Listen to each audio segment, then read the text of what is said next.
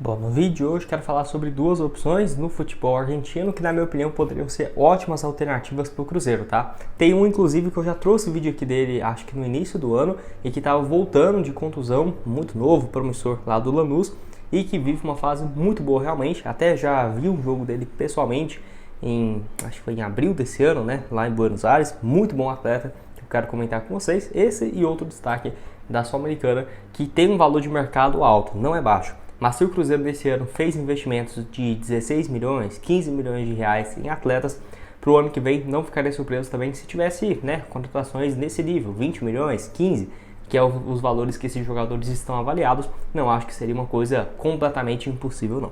Só antes de começarmos, aproveite aqui para deixar seu like, também se inscrever em nosso canal. Eu me chamo Gustavo, esse aqui é o canal Cruzeiro News. Contei com a ajuda de vocês para chegarmos a essa marca aqui no YouTube de 40 mil inscritos, né? Falta um pouco mais de 430 inscritos no canal. Tô vendo aqui agora, se você puder se inscrever, deixar seu like, certamente me ajuda bastante a gente chegar aqui. Bom, está na sequência aqui no vídeo, tem um recado da 188Bet, que eu vou deixar aqui alguns resultados nessa última semana, né, dos jogos da Champions League, que eu me dei bem aqui apostando em algumas partidas.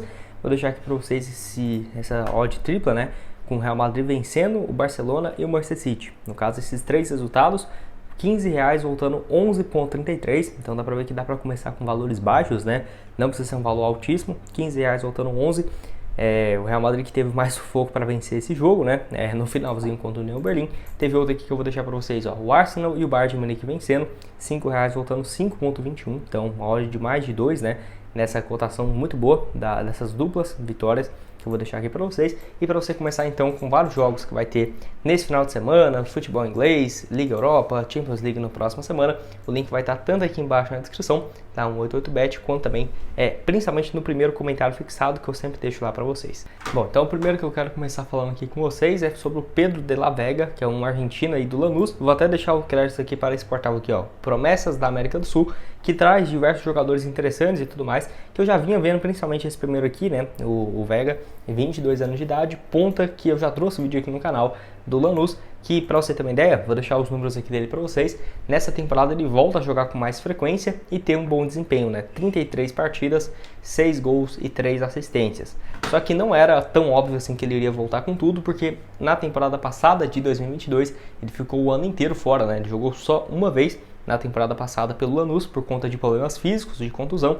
Só que antes disso vinha tendo um bom desempenho, principalmente em 2020 e 2021, onde nesse período ele somou mais de 70 jogos, marcou 10 gols e 11 assistências nesse período.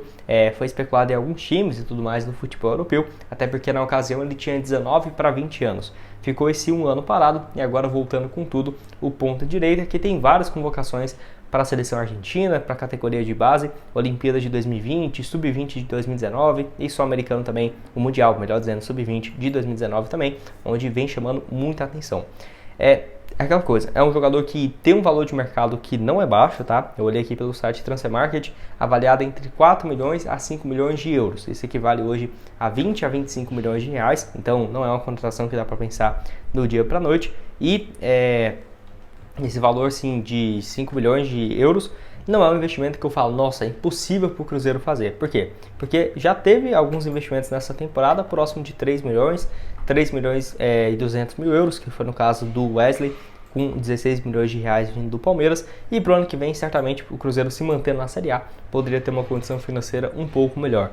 O contrato dele com o Lanús é longo, então não dá para pensar numa contratação em fim de contrato. Vai até dezembro de 2025 e certamente poderia ser uma opção que está aí no mercado, né? 1,77 m, ele que é argentino, com dupla nacionalidade, destro, né? O ponto aí, que eu vou deixar o mapa de movimentação dele lá pelo site SofaScore, que dá para ver bem por onde que ele joga, que é tanto como um ponta direita quanto um ponta esquerda. Então faz muito bem esses dois papéis. Até mesmo eu fui assistir um jogo do Lanús lá em Buenos Aires, muito bom o estádio deles, muito bonito, e a torcida também sensacional. E o Pedro de la Vega, ele, se eu não estiver enganado, ele entra no segundo tempo, ele estava voltando de contusão.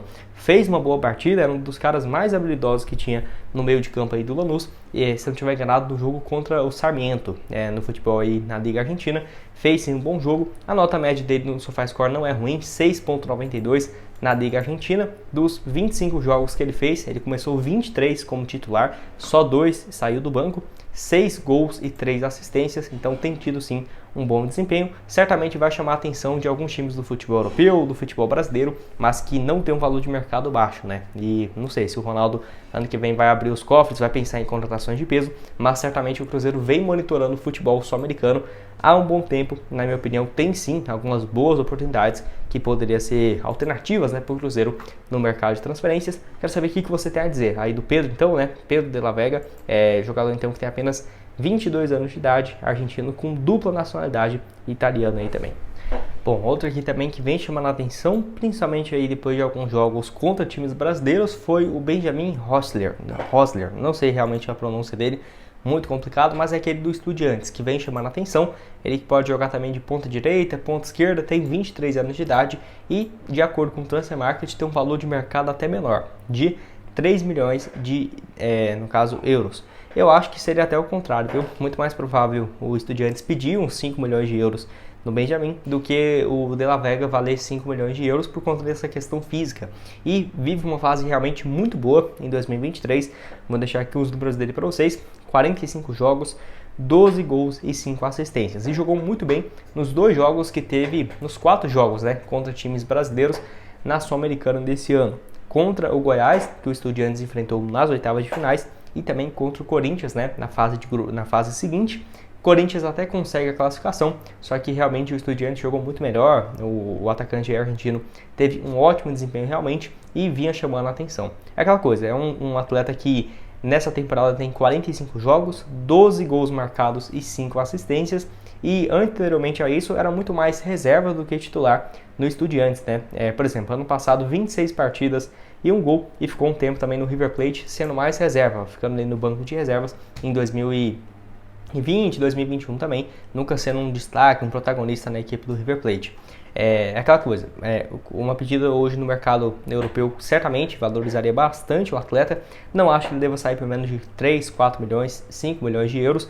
Se fosse 3 milhões de euros, não é muito diferente do que o Cruzeiro pagou no Arthur Gomes ou, por exemplo, no Wesley, né, que foi nessa casa então dos 3 milhões de euros, 16, 15 milhões de reais. Vou deixar também um mapa de movimentação dele aqui para vocês, que dá para ver, né, mais ou menos onde que ele atua, tanto pelo lado direito quanto pelo lado esquerdo, e pode ser uma alternativa. Ele que é canhoto, é um atacante aí canhoto, tem um contrato longo também com Estudiantes, assim também como o De La Vega com o Lanús, até dezembro de 2025. Tem 1,71 m de altura, pode jogar tanto na ponta direita, pode jogar também na ponta esquerda, vem chamando muita atenção, acho que é sim uma alternativa no mercado. Quem acompanha aqui com frequência já até cansou de ver eu falando sobre isso, que o Cruzeiro, a expectativa é de que buscasse sim algumas opções no mercado sul-americano de atletas, por exemplo, argentinos, uruguaios, paraguaios, colombianos, algo que acabou não acontecendo. O Cruzeiro até buscou sim alguns nomes que foram especulados, mas longe, por exemplo, de ter uma proposta oficial ou um avanço, e o Cruzeiro ficou por pouco